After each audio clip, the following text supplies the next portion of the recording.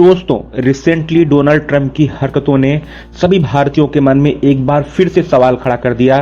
क्या अमेरिका एक reliable partner है और क्या अमेरिका पे भारत कभी भरोसा कर सकता है? क्योंकि दोस्तों, अगर हम पिछले कुछ दिनों की डोनाल्ड ट्रंप के बयान देखें, फिर चाहे वो ऑपरेशन सिंदूर के दौरान सीज फायर वाला बयान हो और उसके बाद फिर आसिफ मुनीर को पेंटागन से बुलावा हो, या फिर रिसेंटली डोनाल्ड ट्रंप के द्वारा G7 को G9 में बदलने की बात हो, जिसमें रसिया और चाइना को ऐड करने की बात हो, इन सभी एक्टिविटीज को नोटिस करने के बाद भारतीयों के मन में एक बार संदेह तो बनता ही है। क्योंकि अगर हम दूसरी तरफ देखें, भारत जो अमेरिका का सबसे बड़ा लोकतांत्रिक साझेदार है, क्वाड का हिस्सा है, इंडो पैसिफिक में उसकी रीढ़ बना हुआ है, उसे बस स्टेटमेंट ऑफ अप्रिसिएशन से ही संतोष करना पड़ता है। दोस्तों, क्या आपको भी ये उतना ही चौंकाने वाला लगा जितना भारत के रणनीतिक विशेषज्ञों को लगा? क्योंकि एक सवाल फिर से गूंजने लगा, क्या भारत अब भी अमेरिका पर भरोसा कर सकता है? और इससे भी बड़ा सवाल, why does America still pick Pakistan over India? तो दोस्तों, इस वीडियो में हम सिर्फ आज की घटना नहीं, बल्कि 1947 से लेकर 2025 तक की हर अहम रणनीतिक भूल को देखेंगे। अमेरिका की दोहरी नीति, पाकिस्तान को मिलती मिलिट्री एड और भारत को मिलती वार्निंग्स, हम इन सब की परतें खोलेंगे। तो बस आप बने रहें हमारे साथ एनालिटिकल सफर में, जहां हम जानेंगे क्या अमेरिका भारत का सच्चा साझेदार है या एक चालाक हितैषी। दोस्तों, अगर हम अमेरिका की विदेश नीति देखें तो ये शुरुआत से ही एकदम स्पष्ट है, इंटरेस्ट फर्स्ट, फ्रेंडशिप लेटर। और कोल्ड वॉर के दौरान पाकिस्तान को उसने अपना फ्रंट लाइन एलाई इसलिए बनाया क्योंकि पाकिस्तान ने उसे चाइना और यूएसएसआर के बीच एक बैकडोर डिप्लोमेसी में मदद की।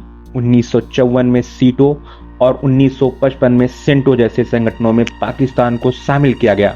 और भारत, इंडिया ने नॉन अलाइनमेंट की नीति अपनाई, जिससे अमेरिका को भारत अनरिलायबल लगा। इसीलिए जब 1971 में भारत ने बांग्लादेश की आज़ादी में निर्णायक भूमिका निभाई तो अमेरिका ने यूएसएस इंटरप्राइज को बंगाल की खाड़ी में भेजा था अगेंस्ट इंडिया।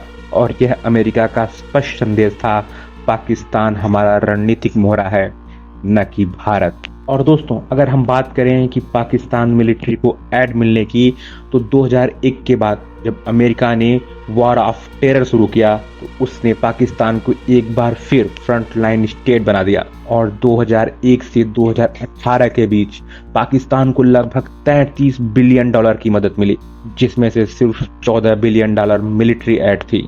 हालांकि पाकिस्तान ने अमेरिका के साथ भी धोखा किया।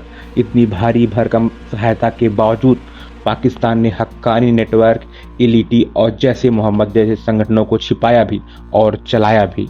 फिर भी अमेरिका पाकिस्तान को छोड़ नहीं पाया, क्योंकि अमेरिका की नज़र पाकिस्तान के जियोग्राफिकल लोकेशन और चीन से लगती हुई सीमा पे थी।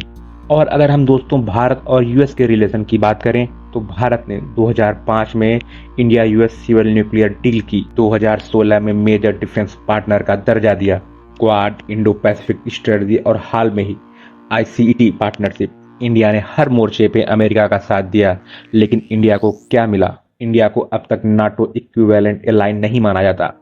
भारत की एनएसजी में एंट्री अमेरिका अभी पूरे दिल से समर्थन नहीं देता।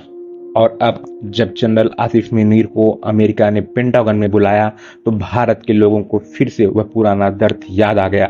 क्या हमारे स्ट्रेटेजिक जेस्चर सिर्फ सिंबॉलिक हैं या असली वैल्यू तो पाकिस्तान को दी जा रही है? फिर सवाल दोस्तों ये उठता है कि पाकिस्तान को हर बार अमेरिका क्यों चुनता है? उसके पीछे कुछ रीजंस हैं। जैसे अगर हम बात करें जियोपॉलिटिकल पोजीशनिंग की, तो पाकिस्तान एक ऐसी जगह पर स्थित है जहां से अमेरिका, अफगानिस्तान, ईरान और चीन तीनों को मॉनिटर कर सकता है। पाकिस्तान एक लो कास्ट पार्टनर है। पाकिस्तान सस्ते में ही अमेरिका के इशारों पर चल पड़ता है, जहां दूसरी तरफ भारत अपने डिसीजन अपने सॉवरेनिटी के हिसाब से लेता है, जबकि पाकिस्तान यस मैन की तरह काम करता है। और अगर चाइना के कंटेनमेंट की बात करें तो सीपीईसी और ग्वादर पोर्ट जैसी परियोजनाएं चीन की स्ट्रिंग ऑफ पियर्स की रणनीति का हिस्सा हैं, जिसे अमेरिका पाकिस्तान के जरिए काउंटर करना चाहता है। और अमेरिकी सेना और आईएसआई के बीच डिकेड्स पुराने नेटवर्क हैं, जो कि आज भी कई मामलों में उपयोग किए जाते हैं। तो फिर दोस्तों ये बात उठती है कि भारत को क्या करना चाहिए? भारत के लिए यह वक्त है कि अपनी रणनीतिक सोच को और मजबूत करने का, अमेरिका पर ब्लाइंड फेथ दिखाने की बजाय मल्टी अलाइनमेंट स्ट्रेटजी अपनानी चाहिए।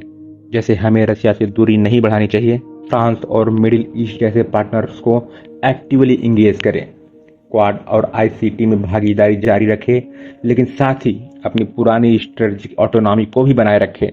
और भारत को यह समझना होगा कि दुनिया में कोई भी देश परमानेंट फ्रेंड नहीं होता, बस परमानेंट कुछ होता है तो वो है इंटरेस्ट।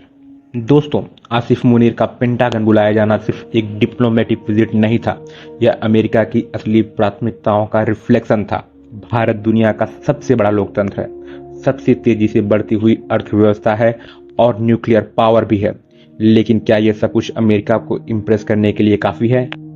शायद नहीं, क्योंकि अमेरिका भारत को तब तक साथ रखेगा जब तक उसे फायदा मिलेगा, और पाकिस्तान को तब तक सपोर्ट करेगा जब तक वह उसके जियोपॉलिटिकल चेस बोर्ड पे एक मोहरा बना रहेगा।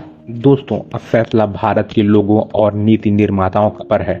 क्या भारत अब भी अमेरिका पे भरोसा कर सकता है? और अगर आप इस सवाल पे हमारी राय से सहमत हैं तो वीडियो को लाइक करें, कमेंट करें, अपनी राय जरूर बताएं और चैनल द भारत ब्रीफ को सब्सक्राइब करें।